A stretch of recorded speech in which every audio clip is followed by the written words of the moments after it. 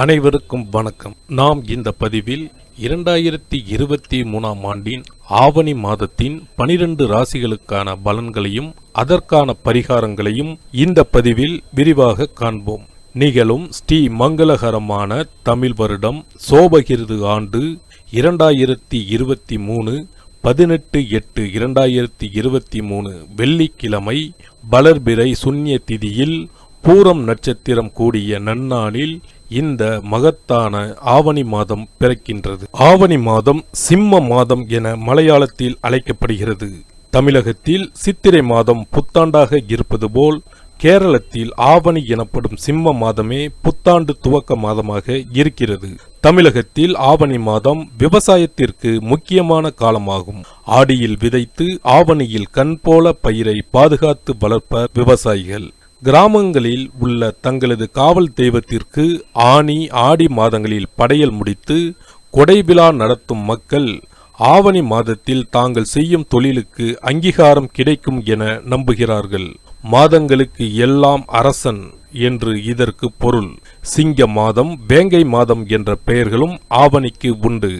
ஆவணி மாதத்தின் சிறப்பு பற்றி அகத்தியர் கூறுகையில், சிங்கத்திற்கு இணையான மாதமும் இல்லை, சிவபெருமானை விட மேம்பட்ட இறைவனும் இல்லை என்கிறார். ஆவணி மாதத்தில்தான் இளையான்குடி மாறனார், குலச்சிறையார், திருநீலகண்டர், அதிபத்தர் ஆகிய நாயன்மார்களின் குரு பூஜை விழாக்கள் கொண்டாடப்படுகின்றன. ஆவணி மாதம் வரும் மூலம் நட்சத்திரத்தை ஆனி மூலம் அரசாளும் என்று சிறப்பித்து சொல்வார்கள். அதுபோன்று ஆவணி மாதம் வரும் மூலமும் சிறப்பு பெற்றதுதான். தேடி வந்து வழிபட்டால் ஓடி வந்து வினைகள் தீர்க்கும் விநாயகப் பெருமானின் திரு அவதாரம் நிகழ்ந்ததும் இதே ஆவணி மாதத்தில்தான். மாதம் தோறும் விநாயகருக்கு உகந்த சதுர்த்தி தினம் வந்தாலும் இந்த மாதத்தில் அவர் அவதாரம் செய்த சதுர்த்தி மட்டுமே விநாயகர் சதுர்த்தி என்று சிறப்பித்து கொண்டாடப்படுகிறது.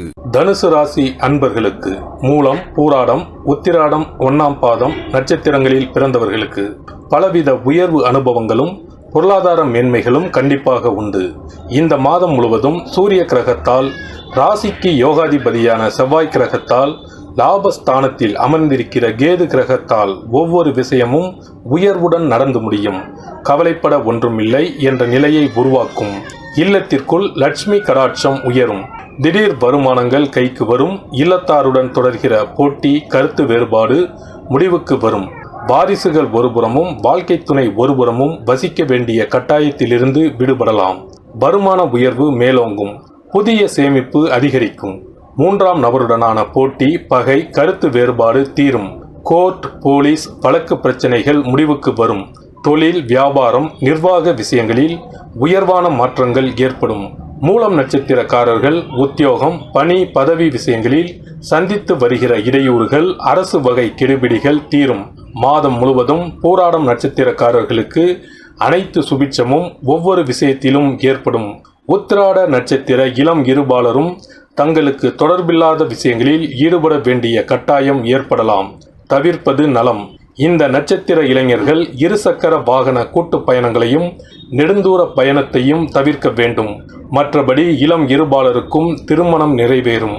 புத்திர பாக்கிய கவலையில் மருத்துவ விரயத்தில் தொடர்கின்ற இளம் தம்பதியர்களுக்கு 3வது வாரத்தில் இனிமை ஏற்படும்.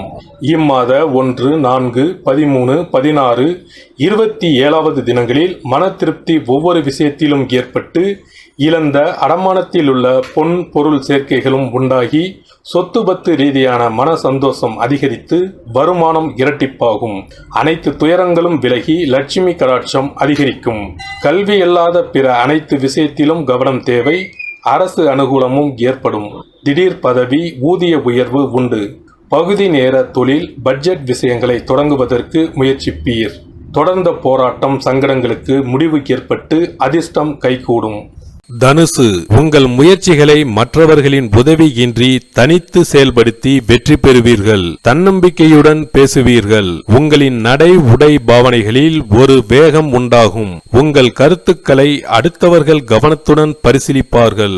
வருமானம் பெருமளவுக்கு வந்து கொண்டிருக்கும். பெற்றோருக்கு சிறிது மருத்துவ செலவு உண்டாகும். பழைய கடன்களையும் நயமாக பேசி வசூலிப்பீர்கள்.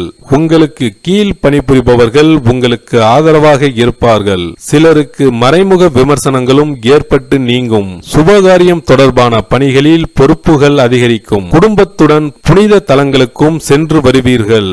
புத்துணர்ச்சியான சிந்தனைகளின் மூலம் மகிழ்ச்சியான சூழ்நிலையை உருவாக்கி கொள்வீர்கள். அனைவருடனும் நல்லுறவு வைத்துக் கொள்ள எடுக்கும் முயற்சிகள் ஜெயமுண்டாகும். உங்கள் செயல்களில் சில சமயங்களில் தொடர்ந்து கடும் போட்டிகள் நிலவும். உத்தியோகஸ்தர்களுக்கு இயந்திர வாழ்க்கையிலிருந்து விடுபட்டு சிந்தனைகளுக்கும் செயல் வடிவம் கொடுப்பீர்கள்.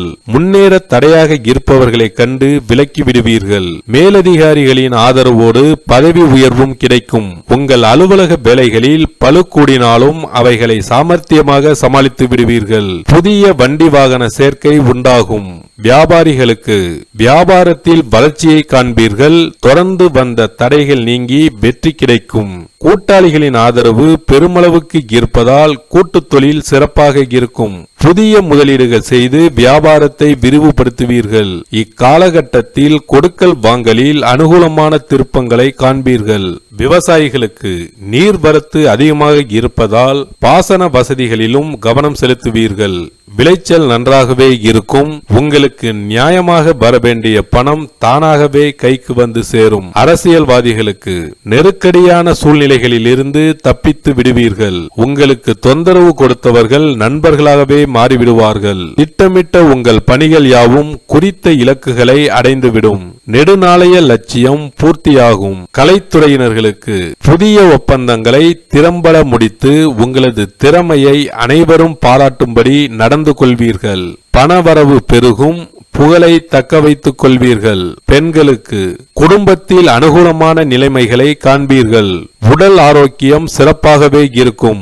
ஆடை ஆபரணங்களை வாங்கி மகிழ்வீர்கள். கணவன் மனைவி இடையே சுமூகமான உறவு தொடரும். மாணவர்களுக்கு பெற்றோரையும் ஆசிரியர்களையும் மதித்து நடந்து நற்பெயரை எடுப்பீர்கள். தேக ஆரோக்கியம் சீரடையும். மனதை ஒருநிலைப்படுத்தி தியானம் மேற்கொள்வீர்கள். படிப்பில் மிகுந்த கவனத்துடன் ஈடுபடுவீர்கள்.